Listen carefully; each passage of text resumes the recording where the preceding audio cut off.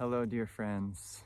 I'm here to offer some astrology insights for the month of January 2023, as well as the coming February.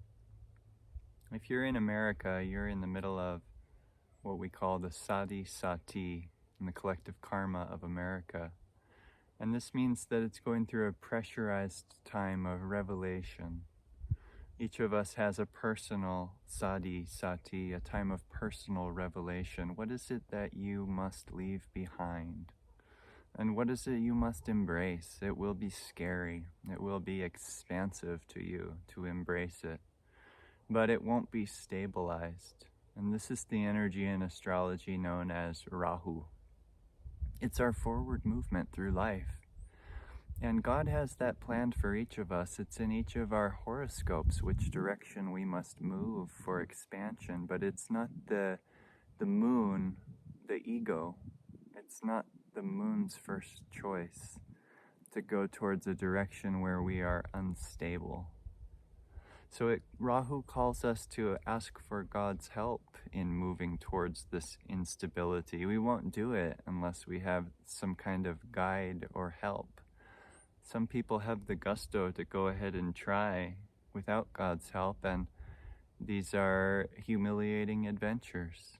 None of us can succeed, can even take a single breath without the help of our Divine Mother who shines through the sun and reflects through the moon. So what is this moon? I said it's the ego, and it has a past, that's Ketu in your chart, and it has a future, that's Rahu. And we never want to get stuck in Ketu. That's where we can become depressed. So where is the United States birth chart Ketu?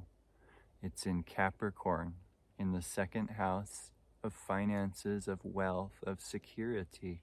So that's an old direction. And if the United States was to remain let's say wealthy and arrogant, then our depression would continue to skyrocket. We need to experience the opposite of the Ketu, which will be the Rahu in the 8th house on the other side of the zodiac. Ketu and Rahu are always exactly opposite, however they land in your chart. So it's showing your past of the moon and the future of the moon, should you choose to be brave enough, faithful enough to trust life and go towards where it's calling you. It's a desire in your heart. That's Rahu. He gets a very bad name because he is a planet of desire, but you came here to fulfill some things, didn't you?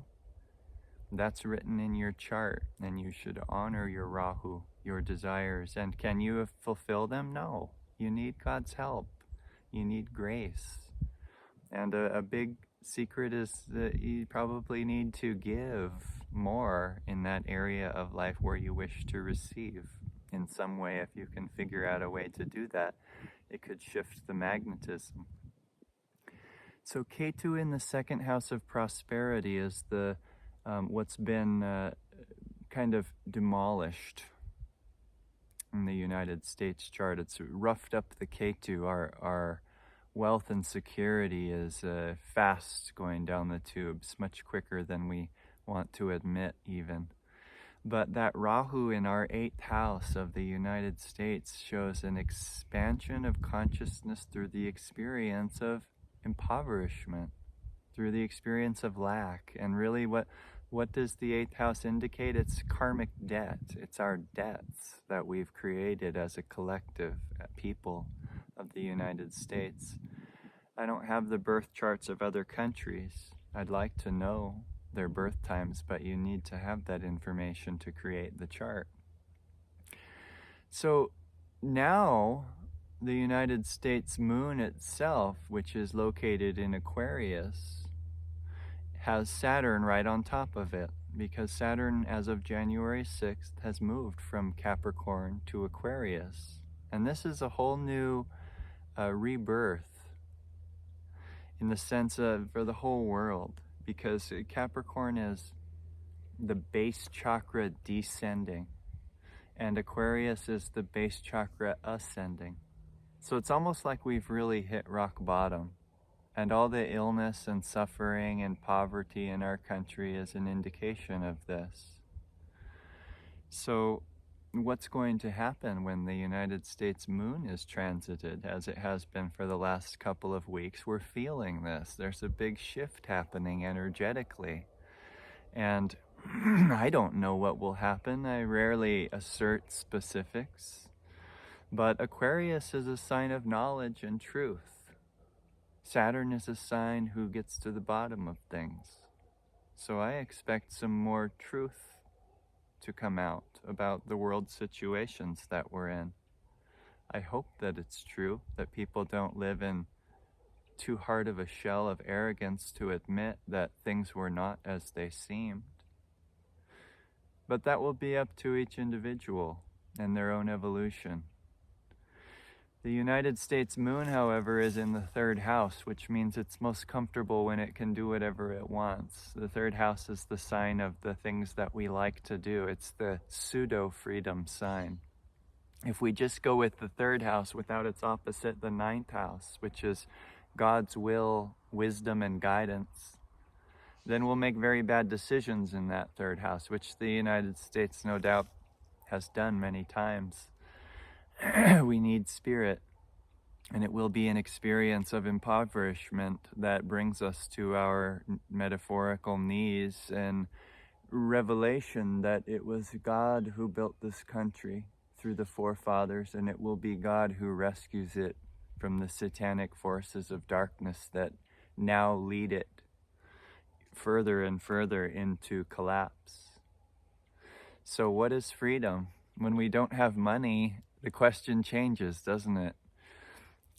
The United States needs to change its reliance on self and wealth to God and simplicity.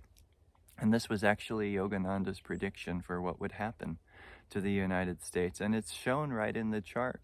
The Rahu is in the 8th house of going through some kind of lack, hardship, in order to expand and transform. And then the 9th house will open up, which is a new expression of spiritual understanding and brotherhood, sisterhood in this country will grow, no doubt. So it's good news, but a couple of years will be pressurized. We may see events that seem very scary.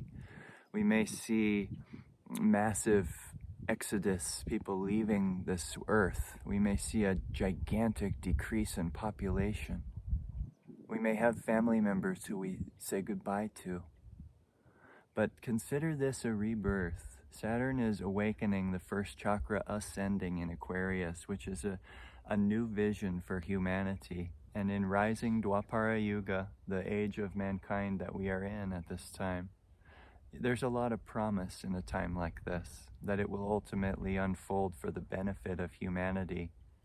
But God uses duality, doesn't he, in order to weave the puppet strings. So we have an evil force that seems at times to dominate the minds of men and the hearts through fear. And this evil force is powerful too. It's an enlightened force. It's a part of God, and it knows deception like front and back. It knows how to deceive anyone whose pride is strong. Anyone who thinks that their knowledge is really superior is likely to be deceived many times in this life. And yogis are at risk of this because they do gain knowledge that is true.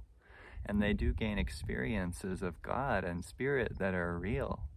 So they can easily fall into the delusion that their every nuance of thought is in attunement with that light they've experienced. But that is not true. There's always a very enlightened, deceptive, dark force on the stage of creation. And he wants to deceive us into going the easy way, to going towards selfishness and our own personal will, rather than at each moment, each new transition in life, to pray humbly, guide me, Spirit. I'm stupid without you. And this Spirit will guide you towards your Rahu in your chart. That is your expanded consciousness. Ketu will be where you rest and rejuvenate. So wherever that is in a chart, that's where you'll find your rest. But the Rahu is the real expansive, enlightening journey of Kundalini awakening. And we will see more and more interest in spirituality in the West as a result of the systems of materialism failing us.